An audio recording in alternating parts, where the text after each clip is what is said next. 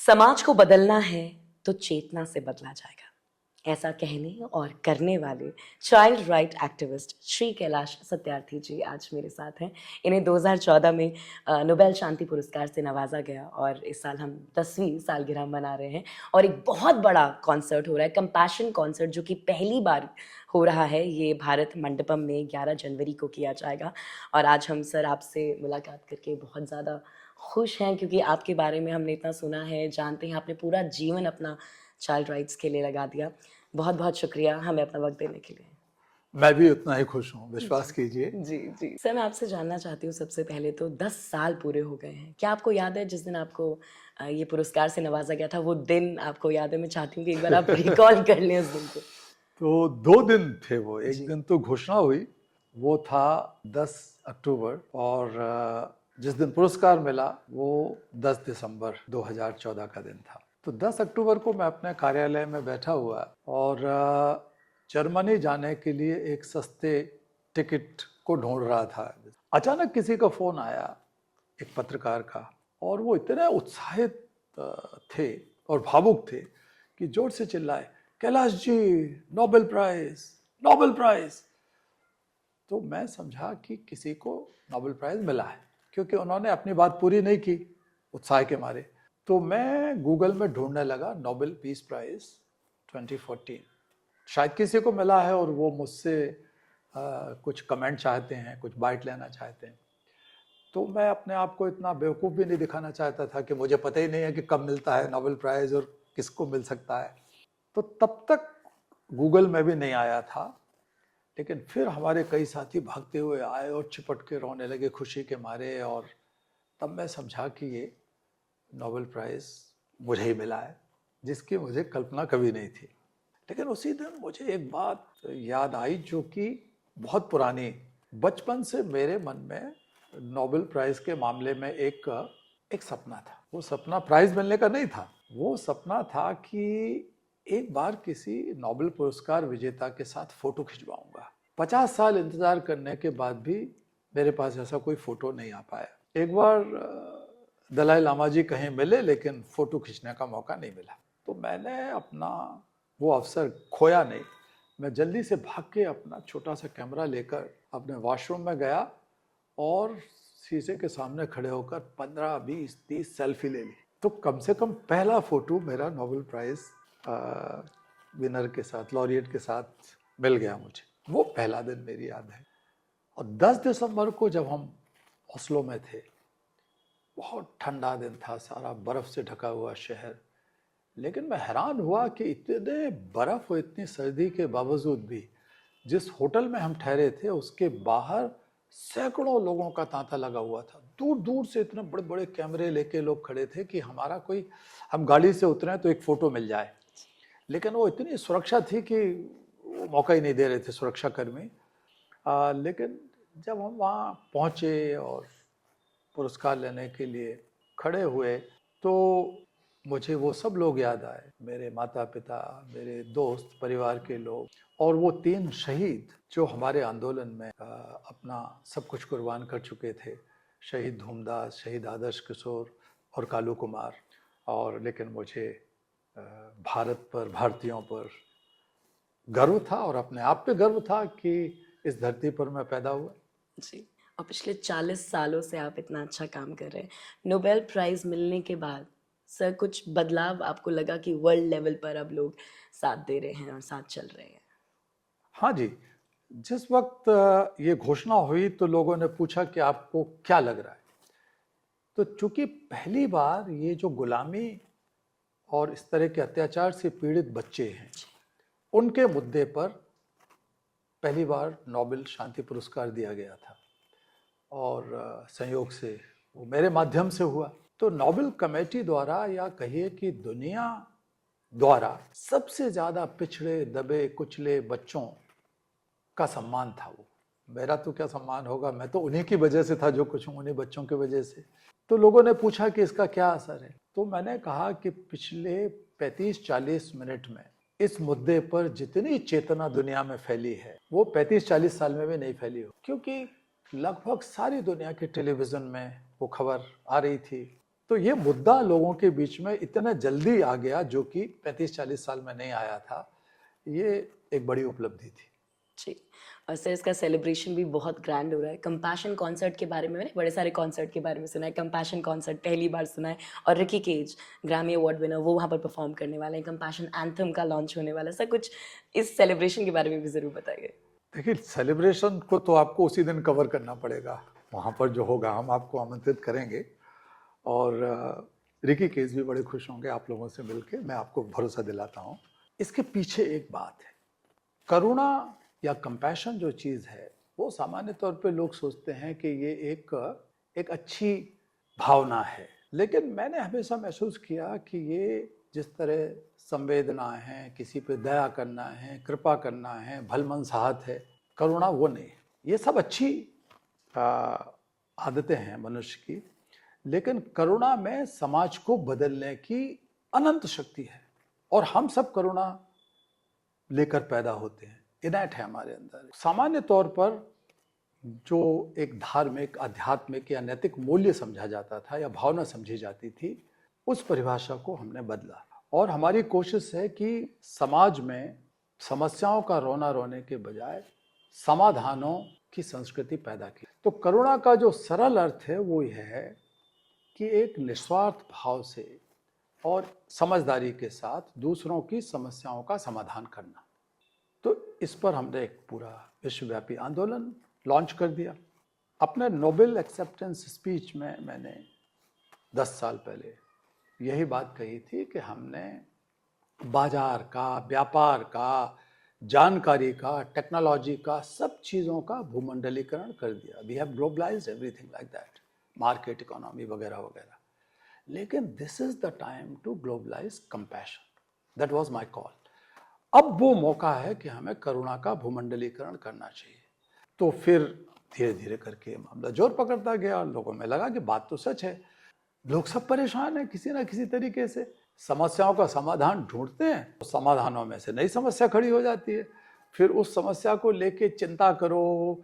लेकिन हमने कहा नहीं, ऐसा करने की ज़रूरत नहीं है। सबसे पहले एक फीलिंग की ज़रूरत है, जहां आप जैसे माँ अपने बच्चे को चोट लगने पर, कोई उसके साथ तकलीफ होने पर हिसाब किताब नहीं लगाते कि इससे उन्हें क्या फ़ायदा क्या नुकसान हो, वो सब कुछ करते हैं जिससे कि तत्काल उसी वक्त उस बच्चे को कुछ राहत मिल सके। यही करुणा है कि आप सेल्फलेस यानी निस्वार्थ भाव से, बिना किसी डिज़ायर या रिटर्न की अपेक्षा किए हुए, तुरंत एक दूसरे की मदद करना सीखें। तो रिकी केज हमारे बहुत अच्छे मित्र हैं, छोटे भाई या बेटे की तरह हैं।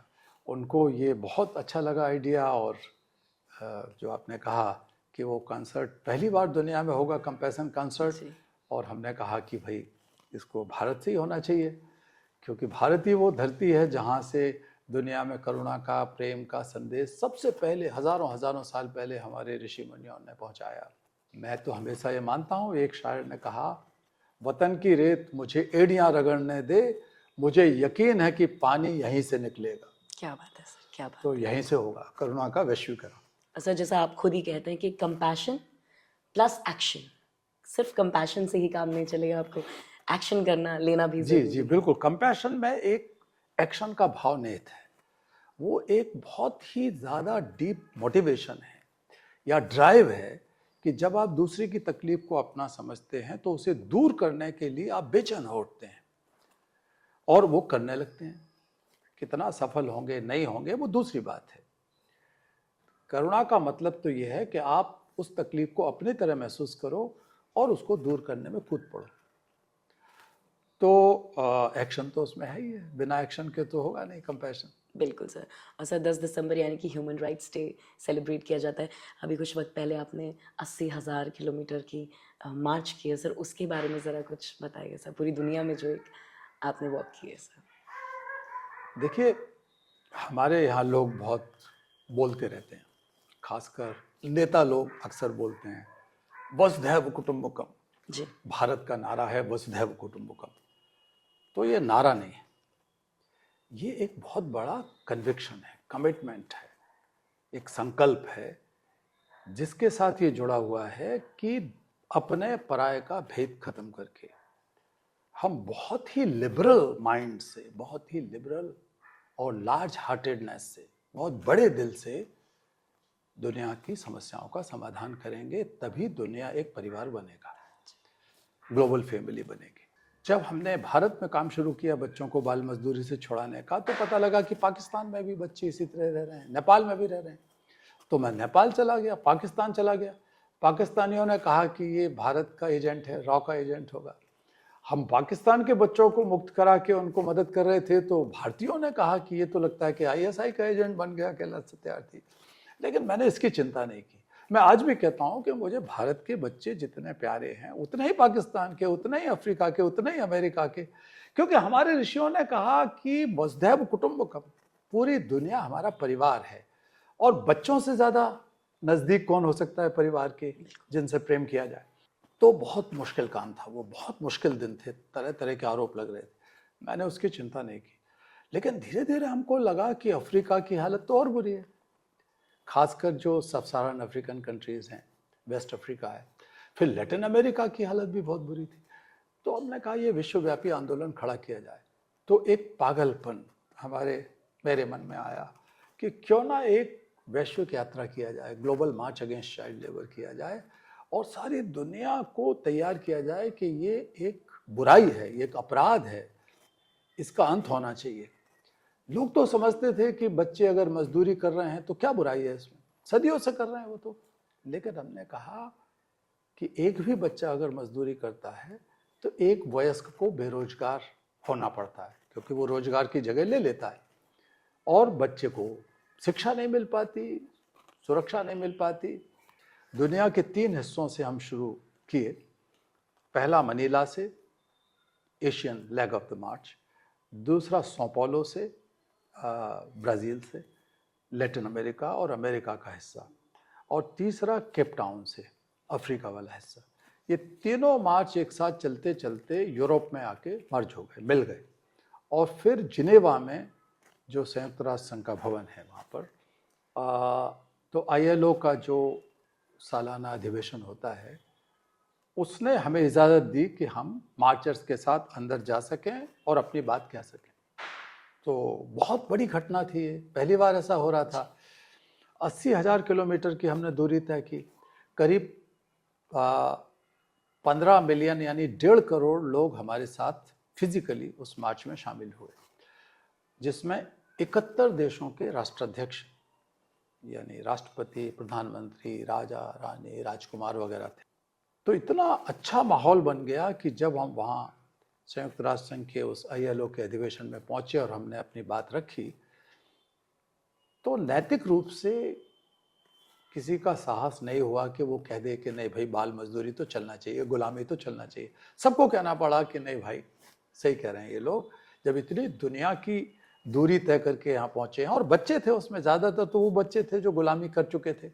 तो इतनी एक स्ट्रॉन्ग मॉरल कॉल थी वो, अपील थी वो, कि उसी हफ्ते के अंदर फैसला हो गया कि अगले साल तक हम इस तरह का अंतर्राष्ट्रीय कानून बनाएंगे, जिसकी हम लोग मांग कर रहे थे। और 1999 में ये कानून बना, और हमें खुशी है कि उसकी वजह से करोड़ों करोड़ों बच्चों को आज़ादी मिली, और करोड़ों बच्चे जो गुलामी में, मजदूरी में, अत्याचार में धकेले जाने वाले थे, वो रुक गए। उनको बदले में शिक्षा मिली, सम्मान मिला, आज़ादी मिली। तो ये हमारा एक विनम्र प्रयास रहा है। सर अभी भी लेकिन हम देखते हैं कई जगह पर चाइल्ड लेबर होता है, लोग आके बात करते हैं, उन्हें रोकने की कोशिश करते हैं अपनी अपनी तरफ से, लेकिन अभी भी हमारे हिंदुस्तान की पॉपुलेशन बहुत ज़्यादा है, हर एक इंसान तक पहुंचना मुश्किल है। उसके लिए आपको क्या लगता है कि किस तरह से यूथ या समाज मदद कर सकता है? भाई देखिए, एक तो ये सामाजिक बुराई है, और बुराई का अंत होगा जब लोग इसे बुराई समझकर और उस पर कुछ एक्शन लेंगे, कुछ काम करेंगे। दूसरा, ये अपराध है, कानूनी तौर पर अपराध है। 18 साल तक का कोई बच्चा अगर किसी अत्याचार से पीड़ित है तो वो कई कानूनों के अंतर्गत अपराध है जी। जो लोग, जो सरकार के विभाग और अधिकारी इसके लिए जवाबदेह हैं, उनकी जवाबदेही भी सुनिश्चित करना चाहिए कि भाई आपके इलाके में ये चल कैसे रहा है, ये तो गैरकानूनी है, अपराध है। तो वो एक पक्ष है। लेकिन हम कई बार ये भूल जाते हैं कि ये जो बच्चे ढाबों पे काम कर रहे हैं, चाय बना के आपको पिला रहे हैं, ये छोटी मोटी दुकानों पर काम कर रहे हैं, मोटरसाइकिल की दुकान पर, ये किसी न किसी के बेटे बेटियां हैं। इनकी माएँ, इनके पिता उनकी बाट जो रहे हैं बिहार में,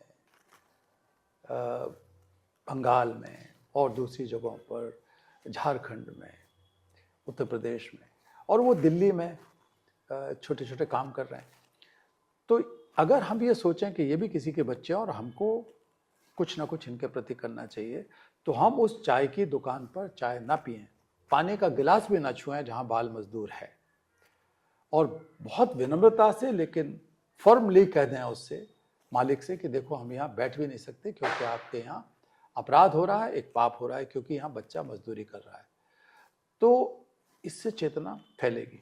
हम पता करें कि कौन सा सामान बच्चे ने बनाया है, उस सामान को हम इस्तेमाल ना करें, इस बात के लिए भी हम चेतना जगाएं, चाहे वो जूते हों, कपड़े हों और चीज़ें हों, ये भी हमें फैलाते रहना चाहिए।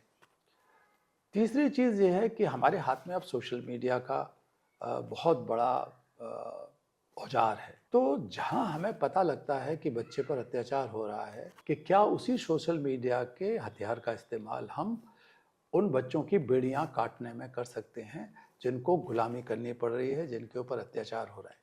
तो ये सारी चीज़ों का दायित्व हम सबका मिला जुला है, केवल सरकार के ऊपर हम टाल के नहीं रह सकते। बिल्कुल, हर किसी को अपनी ज़िम्मेदारी समझनी होगी और सर चाइल्ड राइट एक्टिविस्ट से एक ग्लोबल थॉट लीडर बनना। सत्यार्थी मूवमेंट के बारे में सर आपसे जानना चाहूँगी।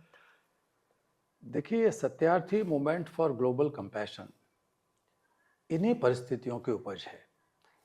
हम बाल मजदूरी, बच्चों की गुलामी के खिलाफ लड़ रहे हैं 40 साल से, लेकिन कई जगह ये देखने में आया है कि अच्छे कानूनों के बावजूद, अच्छी नीतियों के बावजूद बाल मजदूरी बढ़ रही है, खत्म होने का नाम नहीं ले रही। क्योंकि वो जो भाव है हमारे अंदर कि हम एक दूसरे के प्रति, खासकर इन बच्चों के प्रति अपनी जिम्मेवारी का एहसास करें, ये भाव कम होता जा रहा है। आप देखिए कि बड़ी समस्याओं में, जैसे ग्लोबल वार्मिंग है, क्लाइमेट क्राइसिस है, क्लाइमेट इनजस्टिस है, अब तरह तरह के छोटे मोटे, बड़े छोटे आंदोलन चल रहे हैं पर्यावरण बचाने के लिए, लेकिन पर्यावरण का विनाश रुकने का नाम नहीं ले रहा, क्योंकि कथनी और करने में बड़ा फर्क है। अब देखिए कि युद्ध है, आज की दुनिया में 2 अरब लोग युद्ध पीड़ित क्षेत्रों में रहने के लिए मजबूर हैं, वो युद्ध पीड़ित है। उनमें करीब 46 करोड़ बच्चे हैं, 46 करोड़ बच्चे हैं जिनका कोई अपराध नहीं है, लेकिन वो युद्ध और हिंसा के शिकार हैं। संसार में 56 जगह पे युद्ध और हिंसक प्रतिरोध चल रहे हैं आज के ज़माने में। अब ये रुकते नहीं। तो हमको लगता है कि समाधानकर्ताओं और समाधान चाहने वालों के बीच की दूरी बढ़ रही है, या यूँ कहिए कि समस्या के जो पीड़ित लोग हैं बहुत बड़ी संख्या में, और जो समस्या का समाधान करने के लिए जिम्मेवार हैं लोग, उनके बीच में भी दूरियां बढ़ रही हैं। तो हमने कहा कि हर जगह हमें करुणामय नेतृत्व, कंपैशनेट लीडरशिप पैदा करना जरूरी है। तो कंपैशनेट लीडरशिप राजनीति में, न्यायपालिका में, पुलिस में, कॉरपोरेट जगत में, सब जगह, युवाओं के बीच में, धर्मगुरुओं के बीच में। तो धर्मगुरुओं की बाढ़ सी आ गई है। ये चमत्कारी जो लोग हैं, कोई पर्ची निकाल रहा है, कोई आंख बंद करके कुछ कर रहा है, कोई आपको बता रहा है कि ऐसा नहीं वैसा कर दो, चप्पल नीली की जगह काली पहन लो तो आपकी शादी बहुत सुंदर लड़की से हो जाएगी, या बहुत ही हैंडसम लड़के से हो जाएगी, ऐसी सारी बातें, नौकरी इतनी बड़ी मिल जाएगी। ये सब क्यों चल रहा है? इसका मतलब कि धर्मों के अंदर भी करुणा का अभाव हो गया है, वो व्यापारीकरण हो गया उनका।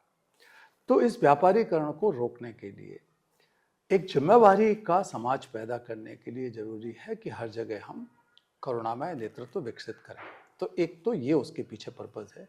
दूसरा, एक और बड़ा जो चीज़ है हमारे मन में, वो है कि जिस तरह लगभग 100 साल पहले IQ बनाया गया, इंटेलिजेंस कोशेंट, इसका मतलब है कि किसी की बुद्धिमत्ता को नापिए और उसके आधार पर बहुत सारे फैसले करिए। फिर एक इमोशन कोशेंट आया कि भावुकता को नापिए और फिर उसको नियंत्रित करिए, रेगुलेट करिए। कैसे उसको रेगुलेट कर सकते हैं भावनाओं को। फिर अभी हमने सोचा कि इन सब से काम नहीं चलेगा, तो कंपैशन कोशेंट, यानी दूसरों के प्रति आप कितनी गहराई से महसूस करते हैं उसकी समस्या को, और उसके समाधान के लिए क्या करते हैं, ये भी नापा जा सकता है। उसको नाप कर उसको बढ़ाया जाए। तो कंपैशन का स्तर या कंपैशन कोशेंट को नापना और उसको बढ़ाना, इस पर भी हम काम कर रहे हैं इस आंदोलन के जरिए। तो ये नया आंदोलन, इस तरह का पहला आंदोलन है दुनिया में।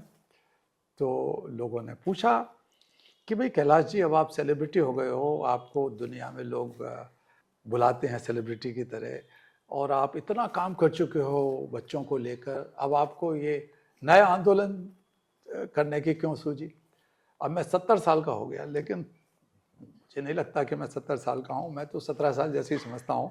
17 साल का उम्र में जब मेरी थी तब भी मैंने आंदोलन खड़े किए, 70 साल में भी आंदोलन खड़े किए। सब बहुत से लोग हैं इंक्लूडिंग मी जो आपसे बहुत इंस्पायर्ड रहते हैं, आपकी तरह बनना चाहते हैं, लेकिन कुछ तो अलग बात है आपके अंदर जो मैं चाहती हूँ आप मुझे बता दीजिए क्या किन चीज़ों की ज़रूरत होती है आपके जैसे बनने के लिए। लेकिन मैं किसी को ये नहीं कहता कि मेरी तरह बनो। देखो, मैं जितना कर सका, बन सका, मैंने जो सीखा, उससे आगे बढ़ने की ज़रूरत है, उससे ऊपर उठने की ज़रूरत है। ऐसा कुछ नहीं है कि लोग मेरी तरह बन जाएं। मैं कहता हूं कि मेरे से अच्छे बनो, ताकि मैं आपके पास आके सीख सकूं कल को कि यार आपने ये हासिल कर लिया, मैं भी आपसे कुछ सीखना चाहता हूं। लेकिन 2-3 चीज़ें मैं ज़रूर करना चाहता हूं कि बचपन कोई उम्र नहीं है, बचपन एक सोच है। बचपन का अर्थ है सरलता, सादगी, पारदर्शिता, ट्रांसपेरेंसी। बच्चे के साथ झगड़ा भी हो जाएगा दूसरे बच्चों में आपस में, तो वो एक दूसरे को माफ कर देंगे, भूल जाएंगे। सीखने की प्रवृत्ति, कोई नई चीज़, वो बच्चा कहोगे उससे कि गर्म पानी है इसमें हाथ मत डाल देना, लेकिन ट्राई करेगा डालने की, वो रिस्क उठाएगा। तो रिस्क उठा के सीखने की जो प्रवृत्ति है वो बचपन है। तो मैंने जो सीखा वो बच्चे से सीखा।